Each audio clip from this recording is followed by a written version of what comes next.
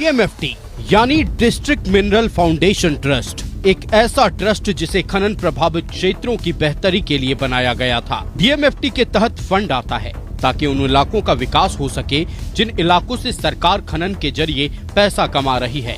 उन इलाकों की शिक्षा व्यवस्था बेहतर हो, स्वास्थ्य व्यवस्था बेहतर हो, पीने की पानी की व्यवस्था हो, अच्छी ड्रेनेज सिस्टम हो, स्ट्रीट लाइट लगे और भी बहुत कुछ। और सबसे ज्यादा इस फंड की जरूरत झारखंड को ही होती है, क्योंकि झारखंड के ज्यादातर जिले खनन प्रभावित हैं। जरूरत है तो पैसा भी मिलता है, लेकिन चौंकाने वाली बात है कि डीएमएफटी फंड का पैसा जाता कहां है किसी को पता नहीं।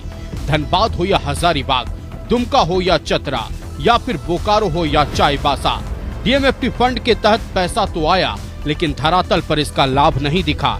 तो सवाल है कि क्या डीएमएफटी के हजारों करोड़ रुपए के फंड का बंदरबाट हो गया?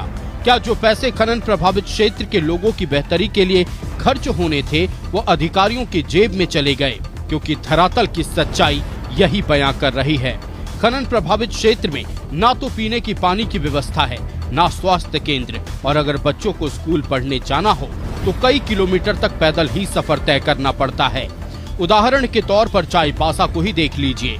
ये वो इलाका है जो सारंडा वन क्षेत्र में पड़ता है। देश का सबसे ज्यादा आयरन ओर का उत्पादन इसी क्षेत्र से होता है। इस क्षेत्र से फायदा तो कमा लिया जा रहा है, लेकिन यहाँ के लोगों को मिल क्या रहा है? शून्य। पीने के पानी के लिए भी चुआ ही सहारा है, और स्कूल और स्वास्थ्य केंद्र की तो बात ही छोड़ दीजिए।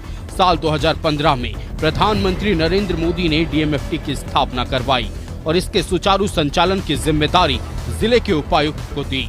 साल 2015 से अब तक चाईबासा को डीएमएफटी फंड के तहत करीब 3700 करोड़ रुपए मिले, मगर धरातल की सच्चाई बताती है कि लोगों के लिए 37 रुपया भी खर्च नहीं किया गया। तो सवाल उठता है कि ये पैसे खर्च कहाँ हुए? तो जवाब है निजी कामों में। क्षेत्र के लोगों को क्या मिला? तो जवाब है विश्वासघात। नतीजा ये हुआ कि लोग पलायन को मजबूर हो गए।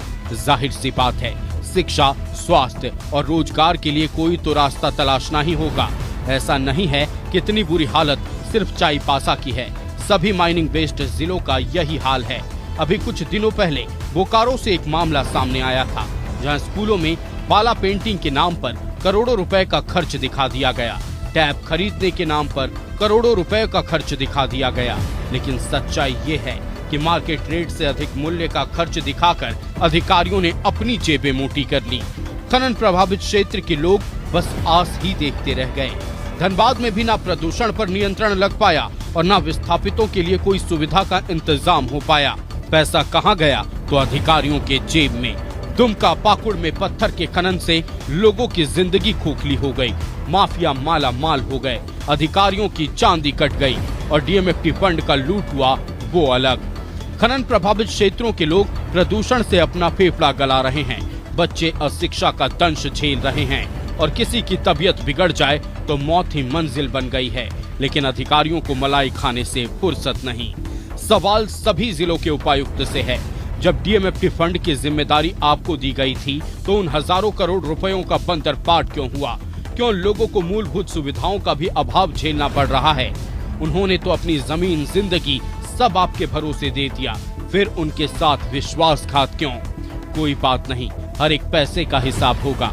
आप नहीं करेंगे तो केंद्रीय एजेंसियां करेंगी, और वो दिन दूर नहीं जब गरीबों के हक को मारकर सपनों का महल बनाने वाले लोगों की बुनियाद तक हिल जाएगी।